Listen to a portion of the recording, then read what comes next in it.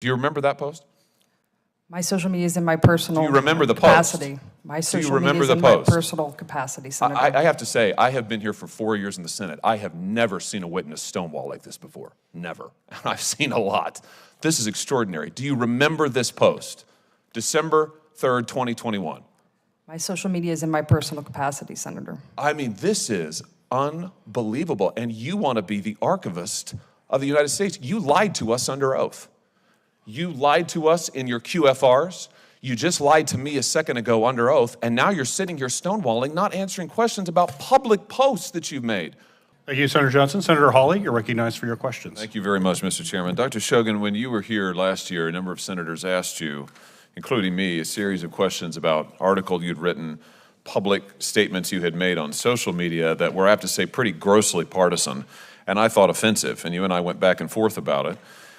After that, a number of us asked you questions for the record relating to these statements. I want to follow up on one of them.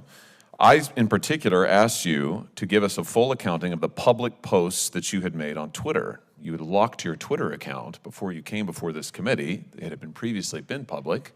I asked you to provide the public posts that had previously been available on Twitter because the ones that we have were pretty disturbing. You responded as follows, and I quote, "My personal Twitter account is comprised of posts about my mystery novels, events at the White House Historical Association, Pittsburgh sports teams, travels, and my dog," end quote.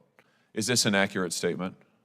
Yes, Senator. I just remind you, you're under oath. Is this an accurate statement? Yes, Senator. Well, let's talk a little bit about your Twitter posts then that I was asking you about. On February 18th, 2022, you posted on Twitter bemoaning the dropping of mask requirements for children, including those under the age of 5. Do you remember that post? No, Senator. Those tweets were in my personal capacity. No. I asked you, would you give all public posts that you had made on Twitter? You said no, effectively, and you said that your Twitter posts consisted of mystery novels, events at the White House Historical Association, Pittsburgh sports teams, travels, and my dog. And you just told me now under oath that you stood by that. So now let's talk about your Twitter posts.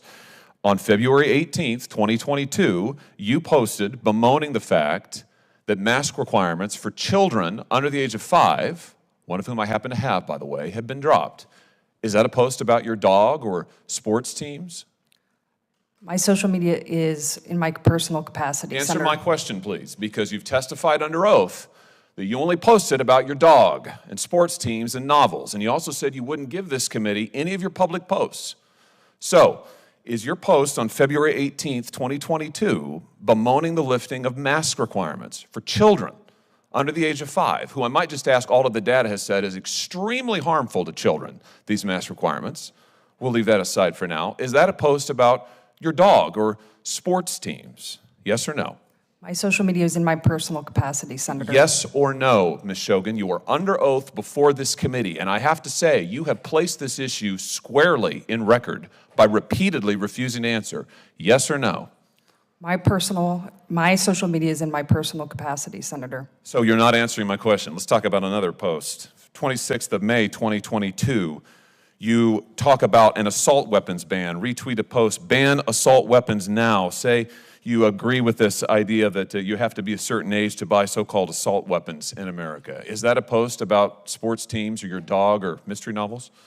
My social media is in my personal capacity, Senator. What about the post on January 5th of 2021 in which you say that Ted Cruz ought to stay in his own lane and not worry about what's going on in Pittsburgh? This is a reference, I think, to questions he had about the certification of the last election.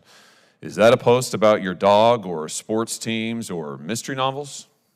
My social media is in my personal capacity, Senator. What about the post, you remember December 10th, 2020, where you said that you were hoping that President Trump would have his vetoes overridden, and you agreed with the post that he was a weak policy president? Is that a post about your dog or sports teams or mystery novels?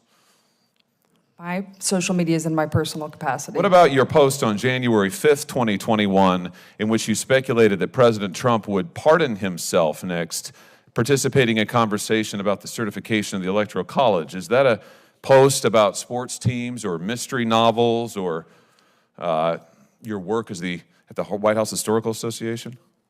My social media is in my personal capacity, Senator. What about the post? Do you remember this one? I said we seem to be having an incredible case of amnesia, but maybe you remember this one. This is from December 3rd of 2021, in which you advise an individual who goes by Meg on social media that the Library of Congress, you advise this person to complain about religious flags that have been planted on the grounds of the Library of Congress, and you say that they ought to be removed. And you go on to give this person advice about how to complain and have them removed. Do you remember that post? My social media is in my personal Do you remember the post? capacity. My social media is in my personal capacity, Senator. I have to say, I have been here for 4 years in the Senate. I have never seen a witness stonewall like this before. Never. And I've seen a lot. This is extraordinary. Do you remember this post? December 3rd, 2021. My social media is in my personal capacity, Senator. I mean, this is unbelievable. And you want to be the archivist of the United States. You lied to us under oath. You lied to us in your QFRs. You just lied to me a second ago under oath. And now you're sitting here stonewalling, not answering questions about public posts that you've made. Are you a lawyer, Ms. Shogan? No, Senator. Are you familiar with the Shurtleff case at the United States Supreme Court? No, Senator, I'm not. Well, in that case, the Supreme Court held that, in fact, it constitutes viewpoint discrimination for a government entity to remove religious flags from its property when it's opened up the property to allow other people to put flags on it. Exactly the question that you were addressing in your public posts on Twitter. You're giving legal advice, which you're not qualified to give, directly contrary to the United States Supreme Court. I just wonder, does this have to do with your view that you wrote about that the religious right is connected to the rise of anti-intellectualism in American politics? Is that why you said what you said about religious flags, that the religious right is a force for anti-intellectualism? Explain that to me. No, Senator. Do you stand by your comment that the religious right is part of the rise of anti-intellectualism in American politics? Senator, that article was written. It was about how Republican presidents use common sense terminology to effectively communicate with Americans. Yeah, in which you said that the religious right, the rise of the religious right is part of the rise of anti-intellectualism in American politics. I just point out that's the article in which you say anti-intellectual, the title is Anti-Intellectualism in the Modern Presidency, Republican Populism. Very nonpartisan. Dr. Shogan, I'm going to ask you again, will you give to this committee your public posts on Twitter? Will you make them available to this committee? My social media is in my personal capacity. Mr. Chairman, I have to tell you, this is the most extraordinary thing I have seen in my brief time in the Senate. I have never seen a witness blatantly lie under oath like Dr. Shogan has just done to this committee, stonewalled this committee, and just repeatedly refused to answer my questions about her own posts that are in public. For these reasons, I will oppose your nomination, and I strongly, strongly urge this committee to take action on this and force this witness to own up to the fact that she is misleading us right now before our eyes, Mr. Chairman. Before we vote on this nomination, I just want to express my deep reservations with this nominee and explain why I will be voting no, and appeal to my colleagues across the aisle to join me in trying to get relevant documents from this nominee from the Congressional Research Service. This is a nominee who was before the committee last September, I believe it was. We have a pattern from this nominee of stonewalling this committee, misleading this committee, and now she's doing the same with, frankly, very disturbing whistleblower accusations that came to us at the end of last week. I'm sorry, I think it's been almost 2 weeks ago now. Let me just refresh here the record. In September of last year, when the nominee first came before the committee, Senator Portman asked her a series of questions about her statements made on Twitter.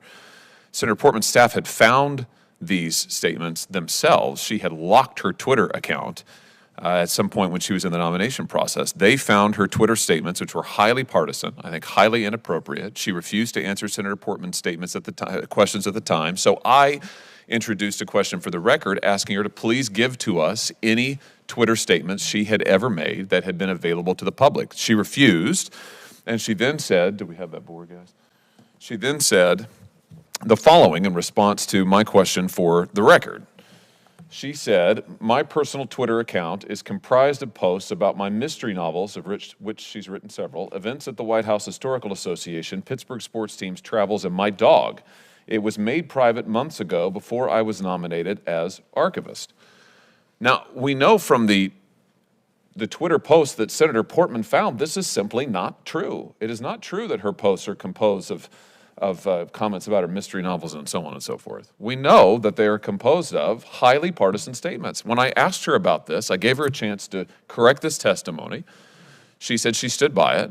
I then asked her, I went post by post, where she criticizes former President Trump, where she criticizes members of the United States Senate, where she expresses highly partisan views, where she suggests that religious groups should not be able to put up religious symbols on federal property, which is, by the way, not in accordance with the Supreme Court case law.